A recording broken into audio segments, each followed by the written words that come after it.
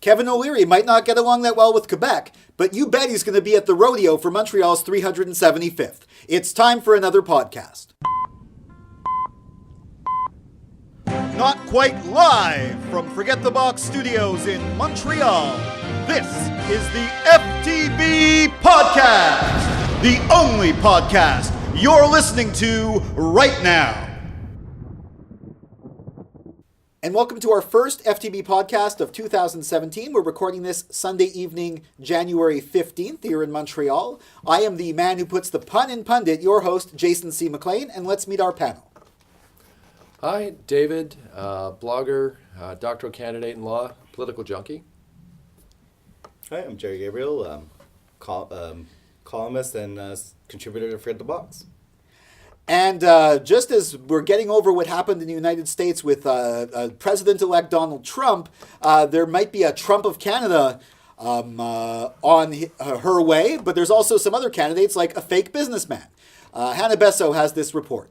TV businessman Kevin O'Leary has officially entered the Conservative leadership race January 18th.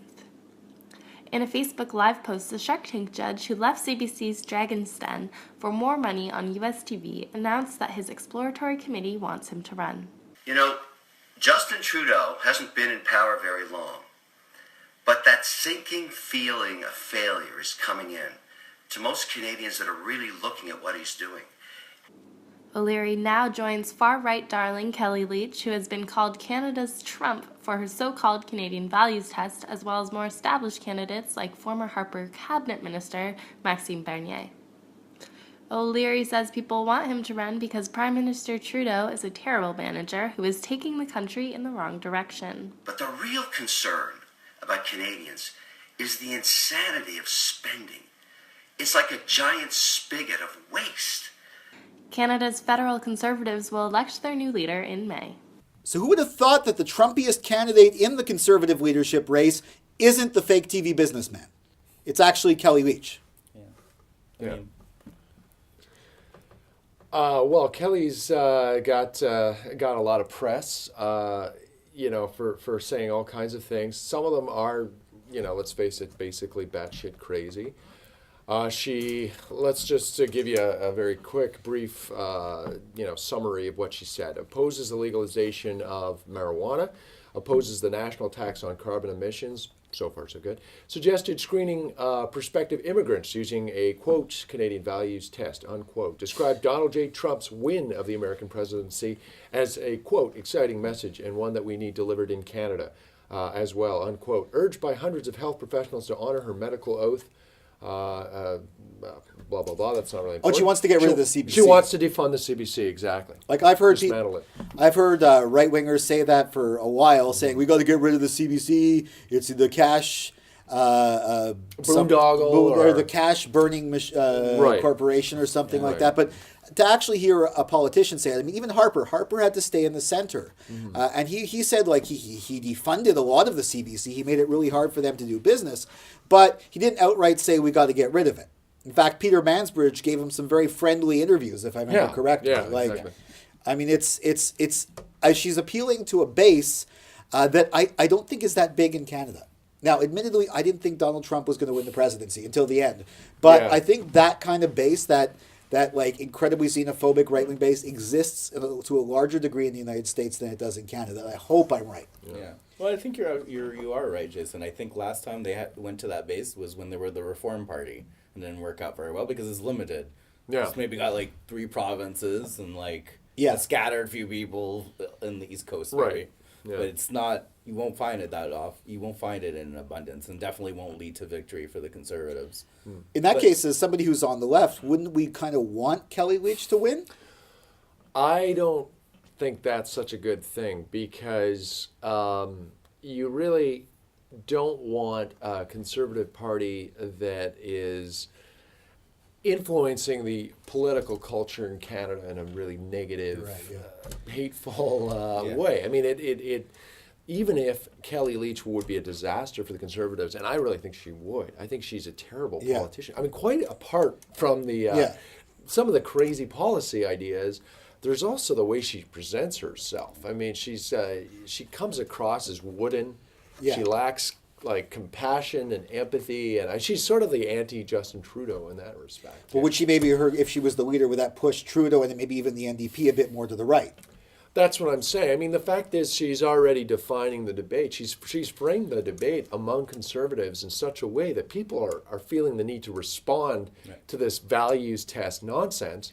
That's not healthy. Yeah. I mean, values so test. you can't have a real debate. You can't have serious This debate. is kind of a debate that every conservative in every part of the world is kind of having right now amongst themselves. Yeah, and that's it's just right. generally That's right. what kind of, are we going to be the isolationist party, Right. or are we going to be the neoconservative party? Well, recently, Or are we going to be the libertarian party? It's basically a battle between those like kind of three groups right now, and like in each, I think like in Canada, where in the United States it worked for Trump because he brought the circus to town and confused everyone. Absolutely. I think if the circus came to town in Canada, we would lose all we would lose the topics that we really want to talk about in that circus. And the Democrats actually, the Clinton campaign, it was revealed they actually wanted people like Trump to become to the top of the ticket because that's right.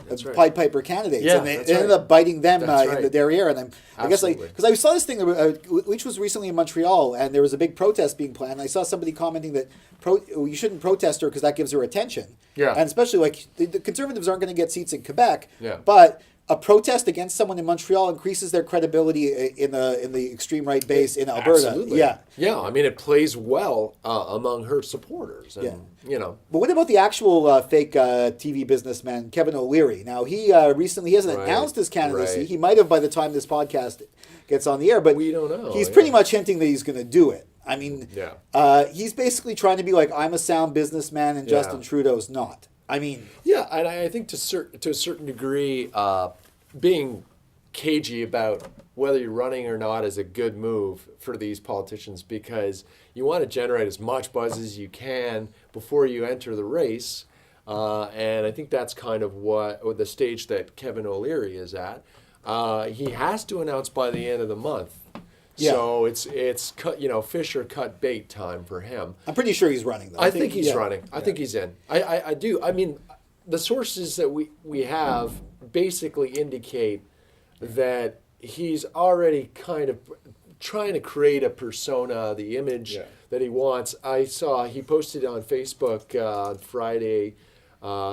There's a video of him brandishing a spatula, and he says, what's needed in 2019 is to, quote, scrape all that crap out of Ottawa. Drain the swamp. Drain the swamp. That's what- Drain the That's what I Rideau thought. Canal. He could be. I mean, Exactly. we know that he could actually be the Canada's Trump because he Yeah. has media.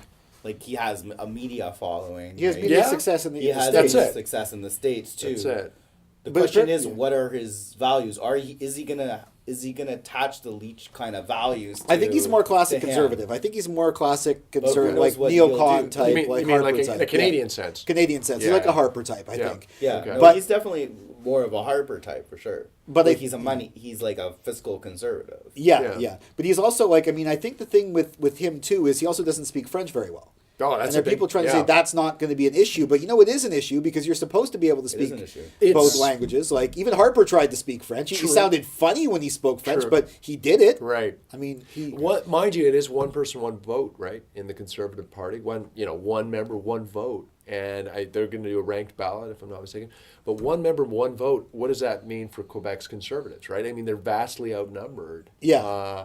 So it's kind of a bad situation to be in. And I noticed that Tony Clement, when he dropped out, Tony Clement, of course, was a Harper lieutenant. He was there from the beginning, pretty much. Health minister. He did a number of different high-profile, cabinet positions. But when he dropped out, he endorsed Max Bernier. So I think that's where the Quebec vote. It could be for at least one candidate. Quebec is going to be crucial. Bernier, yeah, at least one. Now, does that deliver enough votes within the Conservative Party to get you? well, in an election though, they do win seats. Nominated. Harper did win seats near Quebec City. That's true. That's true. Some of the xenophobic stuff appeals in parts of Right. Quebec outside of Montreal. Right, Like, but those are voters as opposed to members actively, working in the conservative. I wonder if the NDP is going to produce a younger leader or a different leader. I mean, they're going to have their convention too. I mean, I'm hoping Nikki Ashton runs. October 2017. I think Nikki Ashton's going to run. It looks like she's going to run. I would go for her probably. Personally, you'd vote for her. I voted for her second last time when I was volunteering for another campaign. There's been talk that Lewis. Avi Lewis? Avi Lewis might run. He's got a pretty good gig already, though. He's a documentary filmmaker. He is, but he's like the superstar too of the. Yeah, I think Nikki Ashton. Who else is there? I mean, there's officially there's one. There's Peter Julian. Who's BC, I believe. He has a good track record, but he's not that well known. Burnaby, New Westminster. Yeah. He's former NDP House leader. He's had a number of good positions in the shadow cabinet. Any indication from the last time the NDP picked a leader? It's going to be someone whose name carries, basically, because that's what happened the last time. Well, it was really like, what was it? Brian Top. Who were the top? Yeah, it was Cullen who kind of decided. Well, last time the NDP was coming. Brian Top, it came down to Cullen, Brian Top, and Mulcair. Right? Yeah, and I was actually there, and it essentially was so close between Top and Mulcair, and Cullen actually went a lot further than anyone expected, and only dropped out at the very, very end. He was the most charismatic of the three. But he couldn't speak French that well. He couldn't speak French that well, and he wanted to merge the party with the Liberals to a certain extent. Well, that haunted him. That haunted him. I agree. But he also, interestingly enough, he's sitting this one out. And I mean, you kind of wonder, after the performance at the last leadership for the NDP, why wouldn't Cullen actually go for it? I think language is still a big factor, even in the NDP. And the reason why I think Ashton Quebec needs to be carried. Julian is perfectly bilingual and has lived and worked in Quebec. Why I think Ashton would be good is because I think her French has gotten a lot better, and she would be like a young woman running against Justin Trudeau. Yeah, I think you don't want to fight Trudeau with another old guy with a beard. No, we learned that lesson. Yeah, you want to fight with someone that. That's true.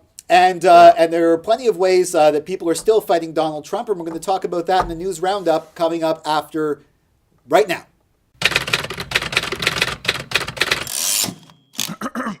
News roundup. So yes, the big story is not the Trump inaugural on the 20th of January. It's the Million Women March the day after on the 21st. And Forget the Box, by the way, is going to have two correspondents there. We have Steve Ferrara, our friend from Brooklyn, and the friend of the show, Kat McCarthy from Buffalo. She's going to be there too, bringing us reports. We might even have a bit of live streaming. Who knows? But yeah, that looks like it's shaping up. There's actually more bus reservation requests to park buses in Washington, D.C. for the Million Women March than there are for the Trump inaugural. Wow. So I guess that's a good thing. Something. It might even bring out some celebrities. Yeah, I hope so. Whereas the Trump inaugural is probably, they can't even get celebrities to appear at it. Yeah. I'm pretty sure Susan Sarandon will be there. No. Three Doors Down will be there. Oh, you mean the inaugural? Yeah. Yeah, the actual inaugural. Yeah, we were talking about that, how Three Doors Down are basically a poor man's Nickelback. So yeah, and they couldn't even get Nickelback. They couldn't even get, Trump couldn't even get Nickelback. That's yeah, exactly. According to sources. Well, maybe he tried. I don't know. Sources. Well, he's got Bruce Springsteen, the cover band, like Colbert said it. All right. Bruce Springsteen and the B Street Band. The B Street Band. The B Street. In all fairness, cover band. I want to say something. This cover band played the 2013 inaugural New Jersey party after the Obama inauguration and was signed instantly to play for the next president, not knowing who the president was going to be. So they signed the contract without knowing it was going to be Trump. Fairness. And apparently they did say if Bruce actually says don't play it, they will drop out. Oh, good. But Bruce has to actually say don't play it. I don't know if he wants to cut off his cover band from making money. Well, I don't know if you guys listened to WTF, Mark Maron. He did an interview with Bruce Springsteen recently, and I have rarely heard a better analysis on the Trump phenomenon. In fact, better than almost any pundit I've heard, any mainstream, news journalist. He nailed it. I mean, and there is absolutely no question in my mind that if he has any say, he would stop them from playing that show. That's based on what I heard in that interview. So yeah, he very well might stop them from playing that show, which would be great. So that's a big story. But I mean, meanwhile, the other big story is Trump's tweets. Yeah. Right? Like I think every time he tweets, An angel gets their wings. I don't know. Every time he tweets, an angel gets a book deal. Because I'm pretty sure his tweets are improving the ratings of Saturday Night Live. And there was just a story. Right, yeah. He He tweeted against civil rights icon John Lewis. I mean, that's just before Martin Luther King Day. Right. But apparently Lewis's book sales on Amazon went up like crazy Went after he through the did roof, that. actually. So Yeah. he's actually helping out right. his book sales, That's which is, it's kind of like, I mean, there's now a Trump fake tweet generator. And I know people were doing it to plug their shows. They're making it like Trump is criticizing their show. It's ridiculous because, I mean, this is a man who went around and basically attacked the legitimacy of President Obama and can't handle someone attacking his own legitimacy. And then John Lewis is right. It doesn't make any sense. It's like, No. and then you have previous coming out and saying, "Oh, we never attacked Obama's legitimacy," and like, what are you talking about? There was tons of members of the Republican Party who attacked us. Well, It's just like they seem to have like amnesia when they did it. Exactly. Yeah, Yeah, well, well, kind of a party of amnesia. Trumpnesia. Trumpnesia. Trumpnesia. Yeah. Not Micronesia. That's It's like the same thing with Obamacare. Yeah. It's like people forget that when Obama had taken over, there was a serious problem with the healthcare Huge. in the States. Yeah. Like costs were going up, and Yeah. so pharmaceuticals were going up. Yeah, exactly. So they tried to. That was one of the ways they tried to fix it. That's right. Yeah, and it wasn't. Obama gets credit for being the president who actually did something. Because Yeah. I mean, the Clintons Yeah. tried I in don't think 1992, and it Yeah. failed. I mean, it was the Democrats So- ultimately that brought it not from being single payer, but he did get something. Yeah, He which got- was a compromise. And And, I he don't was think working it with a was. hostile I don't even Congress, think it was so. that great. Like honestly, No. I thought it was kind of a cop out the Obamacare. But I mean, But a it lot was of people. right. It was the best. helped out It was a the lot of best. people. It was the best Yeah. deal that he could make with the Republican Congress, which was Tea Party Congress. Yeah. Let's remember John Well, Boehner no, and all those yeah. guys. when he first got the Obamacare through, there was mostly Democratic Congress, but it was Blue Dog Democrats. But it was Blue Dog Yeah. Democrat. Okay, Yeah. so he was even being tripped up by his own party. By his own right? party, In yeah. addition to having to deal with, arch conservative lunatics Yeah. in the Republican And Party. at least he got the U.S. Army Corps of Engineers to finally not go through Standing Rock. But another That's story true. from North Dakota. There's a GOP, of course, Republican Representative Keith Kempernick, who's trying to introduce a bill that would exempt drivers from liability if they accidentally hit a pedestrian during a protest. It's because of Standing Rock. They want to exempt drivers from liability for accidentally hitting a pedestrian, which is absolutely appalling. Like I can't. I mean, you are studying law. I mean, that's right. Is there any way this law could be a law that's not challenged? It's no. I mean, to me, it just boggles the mind that instead of improving road safety, which is what most governments want, they're actually doing the opposite. Yeah. We're making the roads more dangerous for pedestrians. Yeah. We're actually going to, encourage people to drive more recklessly. And it's nuts. But then again, a lot of positions that the Republicans take, just to get back to the Affordable Care Act, the Obamacare, how can you oppose the pre-existing condition provisions in the Obamacare, right? Like we were talking about earlier, you're diabetic, if you're obese, if you had a major illness, you can be denied. You can be denied for something as silly as being a woman, being gay. Yeah. It's just basic sort of human rights we're talking about here. So when by the way, overwhelmingly supported by the American public. So as Republicans, I understand that they have this ideology and that dogma is more important than the facts or basic human rights. Yeah. But it's almost impossible to put myself in their shoes. I just can't see it. Why are you facing this? I got this great thing to replace Obamacare with. It's called the Affordable Care Act. It's going to be amazing. Trump's going to. I think there's been a joke about that. Right. I actually read that on Facebook. It was a guy who was complaining about how bad Obamacare was, but then talked about how the Affordable Health Care Act helped him out. Yeah, they're not realizing they were the same. It's the same thing, right? There are people who are. And that's all. Wow. The whole thing with the name Obamacare was used as a way to attack Obama. That's it. Yeah, he hardly ever used the term himself. He started because it had his name on it. Yeah, but he didn't coin it. He didn't coin it. It wasn't really his idea. Yeah. He didn't coin it, but Republicans did. Republicans coined it, and it's just like how Montreal was never really a cowboy city.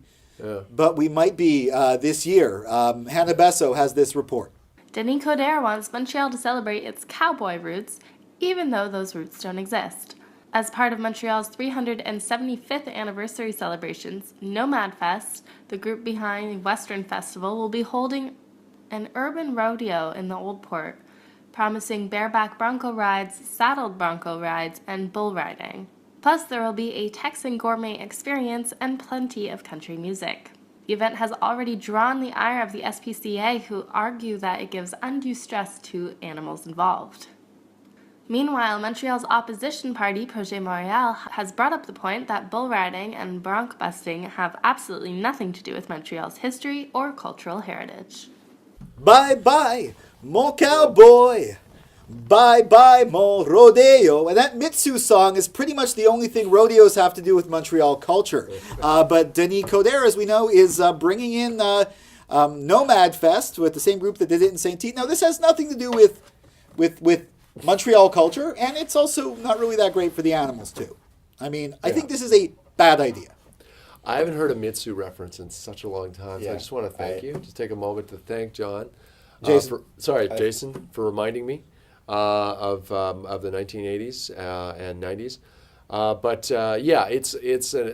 It sounds like it's just really poorly thought out. It doesn't sound like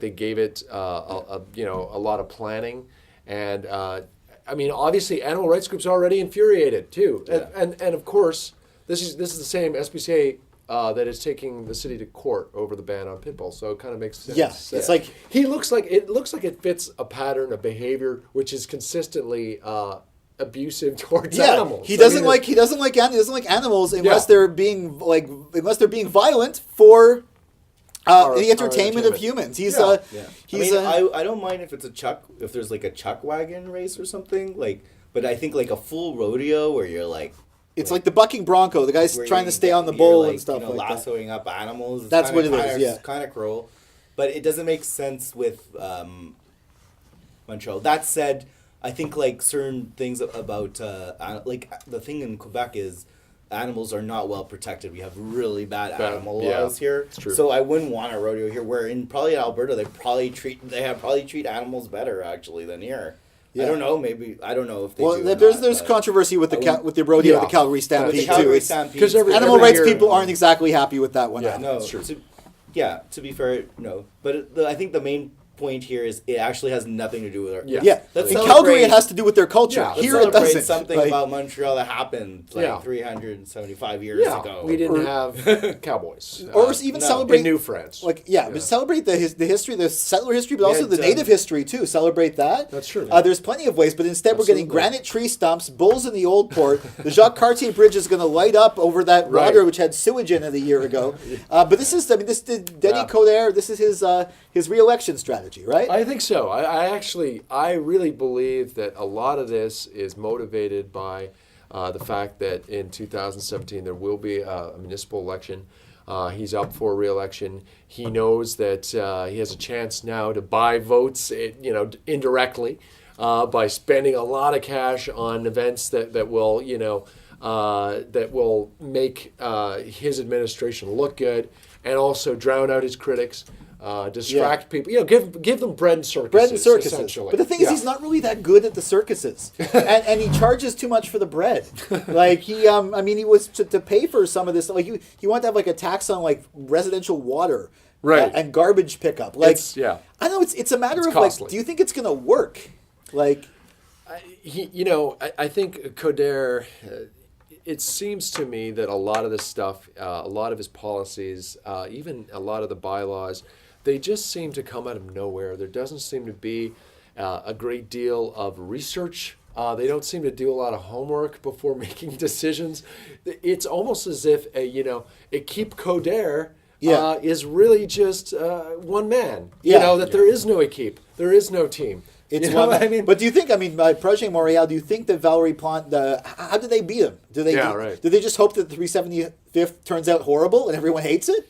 Or I think she's already positioning herself as being an anti-Coderre candidate, and I don't think it's that hard. No, I think she is quite clearly. She has that background in community organizing, in social housing.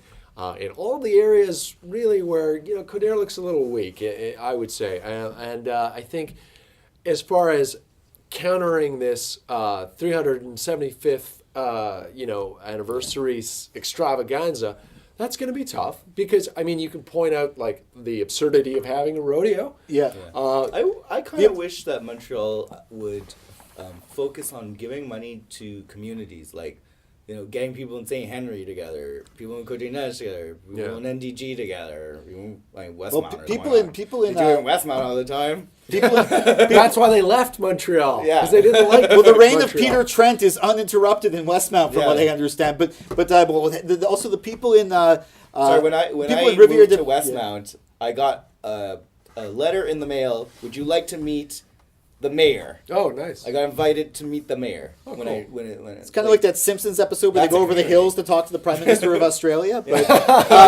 But, no, Andy! That is cool. But because I'm bringing people together, the RDP Pointe-aux-Trembles, they're going to have a national anthem. Okay. Yeah. RDP. Okay, so Pointe-aux-Trembles, they're it's a borough. Yeah, and they come up with their own. The Coderre mayor asked for a bunch of money. Okay. And got it from Coderre.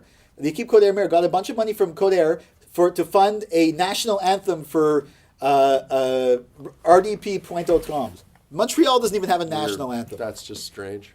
One bizarre. borough, one city, one nation. I don't know. It's kind of. We have potholes. We have potholes. But I have no legal weed yet. Well, we have the Canadian song. The song they play after every goal. That's pretty close to old our hockey game. Well, no, the French one. The I can't remember the name of the Da band. da da da da. Hey! Oh my God! No, that's Gary Glitter. No, it's something. Never mind. We Are the Champions. No, you have that's to go Queen. to a hockey game. We got We Are the Champions without funding from the Montreal 375th anniversary. It is amazing, and what's also amazing are the predictions we're going to have coming up right after the community calendar. Friday, January 20th, 11 a.m. to 1 p.m. at the corner of Jean Mance and Maisonneuve at Station Place des Arts will begin a Resist Trump rally, Montreal demonstration against Donald Trump and the far right. Donald Trump will officially be inaugurated as President of the United States around noon on January 20th. Protesters in Washington, D.C. will be on the ground attempting to disrupt the inauguration. Here in Montreal, we're calling for a mass demonstration of solidarity with D.C. protests and in opposition of the far-right, racist, sexist, homophobic, transphobic, Islamophobic, and anti-immigration agenda represented by Donald Trump. Once again, this protest is January 20th at 11 a.m. at Place des Arts. But it won't be the only protest against Donald Trump. That evening at 6 p.m. at Square Phillips will be another anti-Trump protest, Manif de Soir Anti-Trump, Make Racists Afraid Again, hosted by the Anti-Racist Collective of Montreal. After all the protests, if you'd like to catch some music, at 10 p.m. at The Plant, the lineup includes Cop Car Bonfire, DJ Choosy, and Softcore Soft. There will be no tolerance for oppressive vibes, and it will be a safer space. That's tomorrow, 10 p.m. at Saturday, 8 to 12 at the KGB. Trenders presents Stranger Things. The event features headliners King Giselle, the unapologetic trap trans diva, and Lucas Charlie Rose, the trans-space traveler. The event will feature an all-black lineup and black trans headliners, also featuring a Stranger Things costume contest. Trans Trenders is a non-profit all-trans record label. All money gets donated towards financing the careers of trans hip-hop artists and making sure that they keep releasing free music. Sunday, 9:30 to 12 a.m. at Casa, the Submissives are playing. Casa is wheelchair accessible and has gender-neutral bathrooms. Doors open at 9:30, show starts at 10. And finally, Friday, January 27th from 3 to 4 p.m., Concordia's The Link newspaper is hosting a workshop on reporting on Indigenous topics with Emily Guevara. Join the Link for a workshop on reporting on and with Indigenous communities with Concordia Diploma Journalism student and Link contributor Emily Guevara. We'll be discussing topics like harmful stereotypes, perpetuating victim narratives, representation, traditional storytelling, sensitivity to language, and the possibility of decolonized journalism. The workshop takes place Friday, January 27th at 4 p.m. in the Hall Building at 1455 de Maisonneuve in room H649. And now, predictions. Predictions! So Charlie Angus, who has been testing the waters with his potential run for the leadership, will finally bite the bullet and throw I hate to mix metaphors, throw his hat in the ring for the leadership of the NDP. We found out that Kellie Leitch is in fact Casey from Mr. Dress Up. In a bipartisan compromise that will please the animal rights lobby, Denis Coderre will announce that the rodeo will be replaced by a mixed martial art fight between Kevin O'Leary and Kellie Leitch. And in a surprise announcement from Washington, 3 doors down will be replaced by Canada's own Nickelback at the inaugural ceremony for Donald Trump. In an attack, Trump will retweet "Forget the Box" that we were fake news. Jerry, that's already happened. Here's the proof. It's about as real as most of Trump's claims. And my prediction is that Nickelback will get confused and actually show up at the Million Woman March to play the next day, and then the whole audience will be very confused. And that's our podcast. Thanks, Dave. Thanks Jerry. for having me. Yeah, and check us all out on Forget the Box. Is there, and you want to plug anything in particular? At the moment, no. No. Jerry, check out Nice. forgetthebox.net. We'll catch you in 2 weeks for the next podcast. The FTB podcast by the Forget the Box Media Collective in Montreal was hosted by Jason C. McLean and produced by Hannah Besseau. For daily, unique, original content covering news, music, politics, arts, lifestyles, food, film, you name it, we've got it. Check out forgetthebox.net.